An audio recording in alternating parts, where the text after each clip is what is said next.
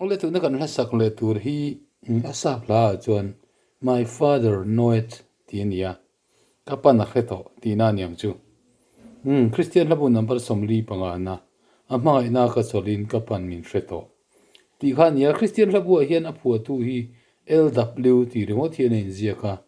i SSS a po chu ti tho chuan in ziaka Leonard Weaver ania a phua tu hi tin a let tu hi mizo thong a let tu hi a om lawa Christian labu hian mizo ro hlu le khabua chuan ro muala lunglon ti nei da pokani la thatak mai kan sak ngun tak mai ania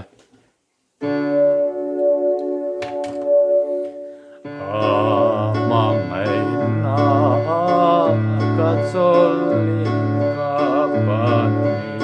kreto adu so ka ti apiangin malmi so for tree tranim ngai na cha ka tria tin ka dan mal so na lung aya in chi avangin ma ngai na ka ava ka o ma po in ka panin reto kale re o ma ka o mi nani min mem se su tengi min la roi fo ba lo om si nga po lom takin ke ka sui ang sai on tlang tengi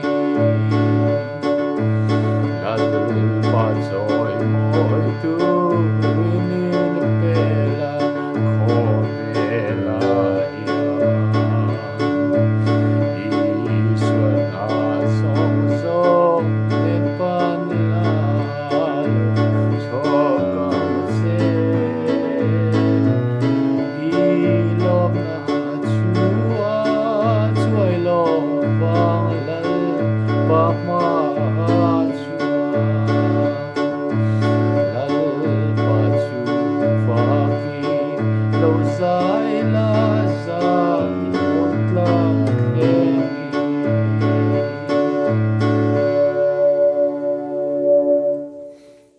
ti han du to le phot meang